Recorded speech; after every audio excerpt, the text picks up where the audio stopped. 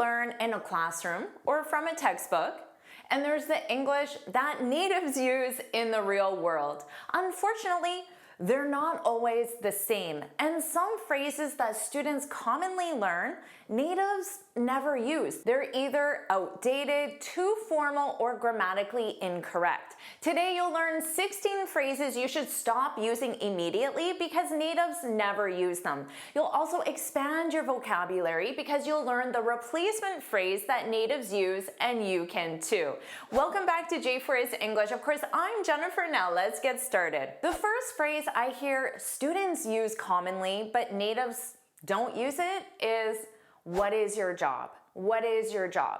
This is grammatically correct, but it's too direct and it's unnatural. Like I said, it's not a phrase that natives use.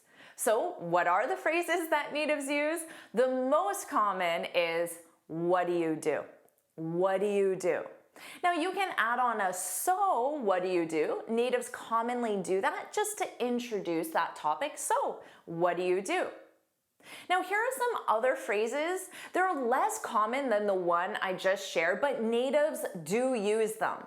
So instead of "what do you do?" you can expand on this and say, "What do you do for a living?" For a living. So natives just shorten it by dropping "for a living." Now, you may hear a native ask, "What do you do for work?" or "What kind of work do you do?" Don't worry about writing these phrases down because I summarize everything in a free lesson PDF. You can find the link in the description.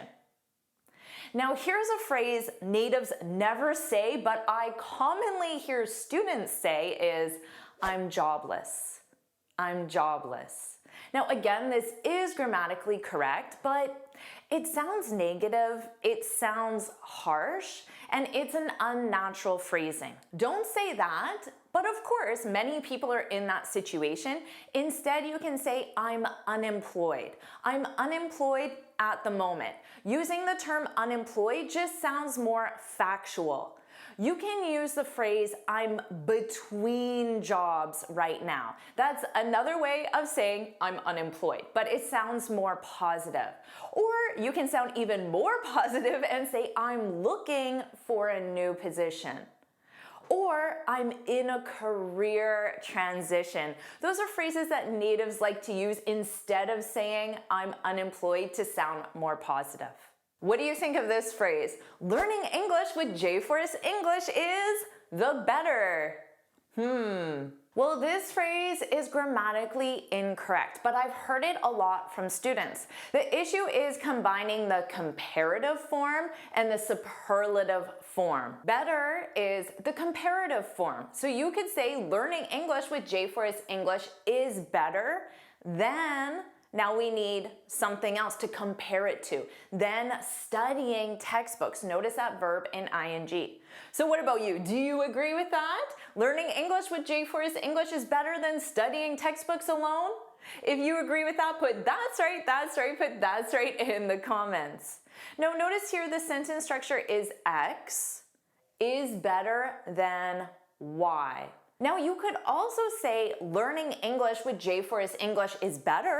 But keep in mind that if you use this structure, is better, the comparison, whatever Y is, it must be obvious. So maybe your friend asks you, "Why are you studying a textbook?" Learning English with JForrest English is better. So Y is obvious, it's studying a textbook.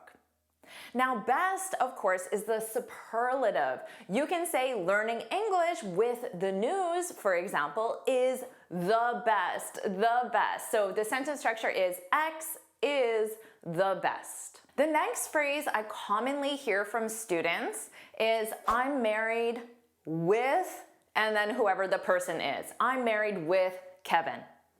This is grammatically incorrect because it's the incorrect preposition. You must say "I'm married to Kevin." So the sentence structure is to be, your verb, conjugated, married, always in that ed form, the preposition to, and then someone. Now, I could change the sentence structure and say Kevin and I are married. When you have the subject I, it always comes last. which is why I started with Kevin. Kevin and I are married. We are married. So in this case, it's person plus person, but you still need your verb be conjugated and then married in the ed form. Maybe you're talking about your friend and you say, oh, she's married to a musician. So here, a musician is a noun. So you still need that preposition to.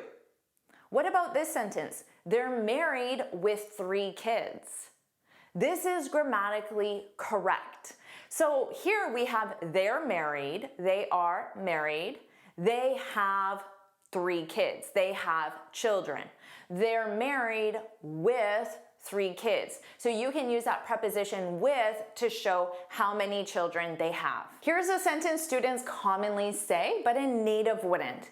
We have a great relation. Here, this is the incorrect word choice, and that's why a native wouldn't use it. It's a false friend in many languages or is simply a direct translation. The correct word is, do you know? We have a great relationship. Relationship, not just relation, you need to add on ship. Relationship, that's the correct word choice. Now, of course, you can use this with a romantic relationship, but you can use it with family or even professional relationships. So you can say, my boss and I have a strong relationship. So that could be an adjective as well, strong relationship, so a positive. Or you can say she's trying to improve her relationship with her brother.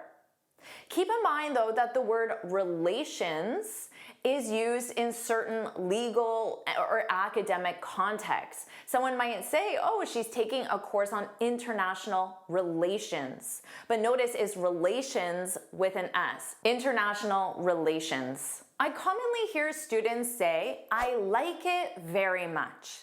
Now this is grammatically correct, but it's just not a common phrasing that natives use. So it sounds more unusual, unexpected.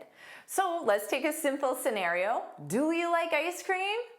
How would a native answer this instead of saying, I like it very much? A native would likely say, I really like ice cream. So adding really before like. Or common, I like ice cream a lot. So using a lot at the end instead of very much. Or a native would use a stronger word like I love ice cream. So those are some common alternatives. How about this one? How do you do? Oh, have you heard this? How do you do? Well, this is grammatically correct, but it's outdated. And it's overly formal. It is just not used in 2025. If it is used in 2025, it's more of a joke or to remind you of the past. I instantly think of a black and white movie when I hear this phrase. Miss Packard, how do you do? But many students still use this with me in email or in the chat, in the comment section, so I still hear it from students, but a native in 2025 would definitely not use it. We would say, nice to meet you, because the phrase, how do you do, is not how are you, it's used to say, nice to meet you. Or you could say, it's a pleasure to meet you, to sound more formal, but also don't say, pleased to meet your acquaintance. I'm not sure if you know that phrase, but again, this phrase is outdated or overly formal. It sounds like a black and white movie, so don't use that one. Number 8, I prefer more coffee. This is the incorrect word choice, but I commonly hear students use this. Now, prefer, this is a choice between options. So we need options here. You can say, I prefer coffee to tea. So saying you like coffee more than tea. I prefer coffee to tea. So notice here you have the preposition to. But in my example, instead of I prefer more coffee, what do you need to say? I'd like, I would like, I'd like more coffee, or I would like some coffee, or I would like to go to a cafe. So all of those are common sentence structures. Now, someone might ask you, would you like some nuts with your coffee? And then you can say, no, I prefer something sweet with coffee? Do you have any chocolate? So that's how you could use prefer, because prefer is a choice between options. So nuts, chocolate, and then you're stating your choice, your preference. Number 9, I hear this every day, even from my most advanced students. I'm agree. What's the issue here? It's grammatically incorrect because it's the incorrect sentence structure. So the sentence structure is not subject plus to be plus agree. That is not the sentence structure. The sentence structure is subject plus agree. So you just say, I agree. Now you can say, I agree with you. You need that preposition with and then someone. Or we all agree on the plan, on something. Or you can say, I disagree, but that's a verb. So in the past simple, I disagreed with my boss and she wasn't happy about it. Number 10, I'm waiting you. I hear this every day, but it's grammatically incorrect because you're missing the preposition. It's to wait for and then someone. So you would say, I'm waiting for you outside. Or you can say, we're waiting for the right time to announce the new project. So in this case, you can wait for something, the right time to announce the new project. Or you can say, she's waiting in the parking lot. So for isn't required if the noun isn't specified. I didn't specify who or what she's waiting for. I just specified where she's waiting, in the parking lot. Number 11, don't say I'm interested in art. Again, I correct this almost every day. This is grammatically incorrect because it's the wrong adjective form. You need to say I'm interested in art. You need the ed form. So it's subject plus your verb to be, of course, conjugated with the subject, interested with the ed form, in, and then something, in this case, art.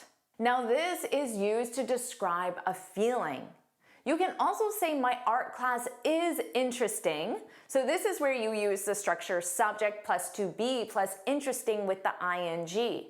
This describes what causes the feeling. So you could say, I'm interested in art, to be interested in. I'm interested in art because art is interesting. That's what causes the feeling. Number 12, don't say I'm used to wake up early. Again, I hear this every day. It's grammatically incorrect because it's the wrong verb form. You need I'm used to waking up early. You need subject plus to be plus used to plus gerund, your verb in ing. And this describes a feeling of comfort with something that is usually uncomfortable or difficult, like waking up early, but you feel comfortable doing it.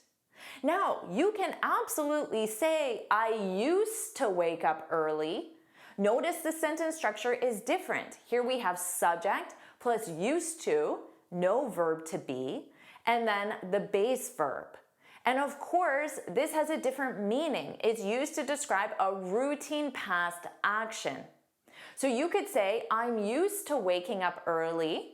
I have a feeling of comfort because I used to work a routine action in the past. I used to work as a morning show host. So I woke up early at 4 a.m. every day. Number 13, this is one I hear from my advanced students. I'm tired lately. This is grammatically incorrect because the verb tense, the present simple, it doesn't match the time reference, which is lately. Now, lately and recently, they're synonyms. The action started in the past and continues until now. So what verb tense do you need with lately or recently? I've been tired lately. We've been working hard recently. So you need the present perfect or the present perfect continuous. If you want to say I'm tired, you would say right now. Or you can use an adverb of frequency, I'm always tired. Number 14, don't say let's discuss about it. I hear this again every day from students. What's the issue? Well, it's grammatically incorrect because the preposition about is not required. The sentence structure is to discuss plus something, not about something. So you would simply say, let's discuss it, or let's discuss it tonight. Or you can say, we discussed the project yesterday. Now, you absolutely would say, we talked about the project yesterday. So the sentence structure is to talk about something, but you discuss something. Number 15, don't say, I will go abroad next year. This is grammatically correct, but natives prefer the present continuous for confirmed future plans. And saying, I will go abroad next year, it sounds unnatural to a native. So you would say, I'm going abroad next year. Or we're moving to France in 5 years. Sometimes students think this is only for the near future, like tonight. But no, if it's a planned future action, even in 5-10 years, you can use the present continuous. Number 16, please repeat. Please repeat. This is grammatically correct, but it's unnatural. It sounds more textbook, it sounds robotic, it doesn't sound like something a native speaker would say in a casual or formal situation. Now also, can you repeat please, or please can you repeat? Those also sound to me textbook robotic. Sometimes a native would say, can you repeat that? Sorry, can you repeat that? But simply saying that at the end sounds more natural. Can you repeat that? Rather than please repeat, or can you repeat please? Sorry, can you repeat that? Or can you repeat the question? A native would say that. Here are some common professional phrases that natives would use. Sorry, I didn't catch that. You can add on quite to make it sound like just some parts, not the whole thing. Sorry, I didn't quite catch that. Or in a professional situation, can you say that again? Can you say that one more time? Those are what natives would say. Now, in casual phrases, the phrases I use with my husband or my close friends, family, I would simply say, what was that? What was that? What? What'd you say? Huh? Those are the phrases I would use, but I wouldn't use those in more professional situations. So now you have removed some phrases that are outdated, unnatural, or grammatically incorrect, and you have added so many phrases. Do you want me to keep helping you sound more natural in English? If you do, put let's go, put let's go in the comments. And of course, make sure you like this lesson, share it with your friends, and subscribe so you're notified every time I post a new lesson. And you can get this free speaking guide where I share 6 tips on how to speak English fluently and confidently. You can click here to download it or look for the link in the description. And here's another lesson I know you'll love. Watch it now.